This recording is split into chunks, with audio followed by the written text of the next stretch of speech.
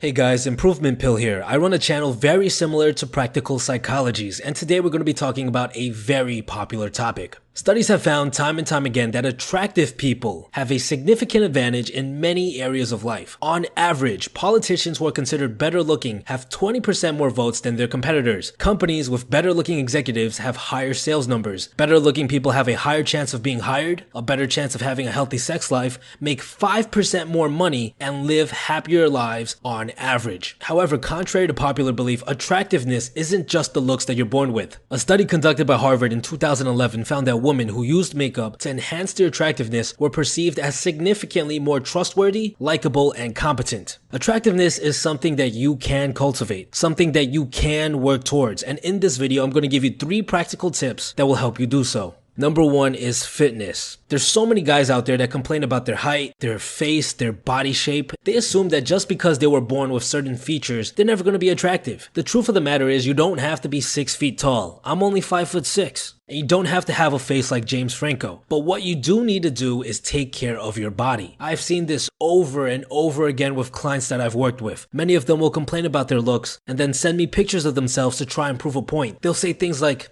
look at my face, the world is unfair, I'll never get a woman looking like this. But every single time I look at these pictures, I notice that the reason they look bad is because of the way they take care of their body. They let themselves get fat, or they barely have a pound of muscle on them. So honestly, how much can working out do for you? We're going to use the 1 to 10 scale of attractiveness. Yes, I know, it's kind of superficial, but it makes this whole thing much easier to explain. Let's say that you're a 3 on the scale of attractiveness, which is way below average. Chances are you're not a 3, and it's extremely rare to see anyone lower than this. If you work out, if you seriously stick to a program for months, if you watch what you eat, if you put on muscle and lose fat, you can easily move from a 3 to a 5. That's a solid 2 points. On top of that, just by lifting heavy weights, you will automatically be ahead of 75% of the guys out there. Because 75% of the guys out there sit at home, stuff themselves with junk food, and have never stuck to a workout program for more than a month. Number 2 is fashion. Fashion is something that has been recognized by every culture around the world for thousands of years. People from Asia all the way to the people of Africa understood that by adorning certain ornaments and wearing certain colors, they can capture the attention of potential mates as well as come off as significantly more attractive, more powerful, and more respectable. Even with this much history, fashion is still something that many guys overlook. It's so common to hear things like, oh, it's materialistic to care about clothes. I want to wear whatever I want. I want to wear what's comfortable. Sure, be my guest. Walk around in your sweatpants all day if that's what you want to do. But you're going to miss out on the huge boost that fashion can give you. And you don't necessarily have to give up comfort in order to look good. So we're going to use the most interesting man in the world as an example of someone who sports very good fashion. First, we're going to talk about his clothing. Now, there's a common misconception about fashion. Many people think that you have to spend tons of money to look good. No, that's only if you're looking to buy expensive branded clothing. You can always shop in less pricey stores as long as you're keeping certain things in mind. So what you'll notice about his clothing is that it fits him very well.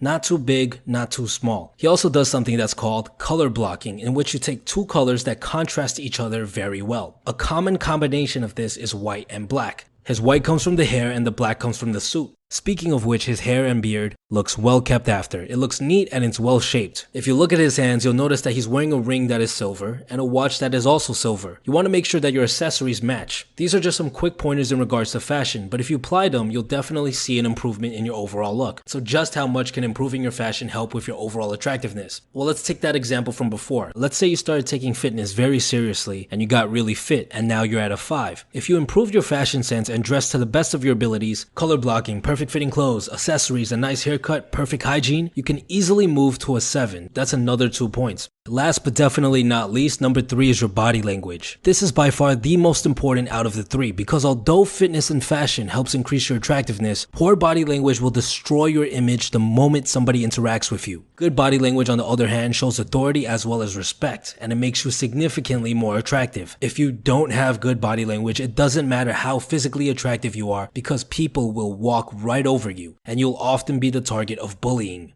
So what type of body language is best? Well, there's thousands of different expressions and different body language signs, way too many for one person to cover in a single video. However, there is a general rule that you have to keep in mind regarding your own body language. This rule is simple. Refrain from doing anything that closes off your body and makes it seem smaller. You should aim to move in a way that expands your body, opens it up. These general rules applies for just about every animal on this planet, including us humans. If you guys are interested in learning more about the exact forms of confident body language, you should check out my video on confident body language, which will be linked to in the description below. Again, so let's take the same example from before. Let's say you got into shape. Let's say you started dressing well and you started maintaining your hygiene. You're now a 7 on the scale of attractiveness. Good body language can easily push you to a 9, while poor body language can throw you all the way down to a 5. And that's it. These are the 3 things you need to keep in mind if you want to become more attractive. Most of the people out there who complain about their looks simply are too lazy to put in the effort to make the change. I've worked with many guys who were honestly, the condition they were in at that moment, they were pretty unattractive. But after teaching them how to work out, changing up their fashion, and teaching them how to adopt confident body language, it's like they're a brand new person. It's that simple. If you guys like this video and would like to learn more about body language, click on the link in the description and subscribe to my channel for more weekly videos.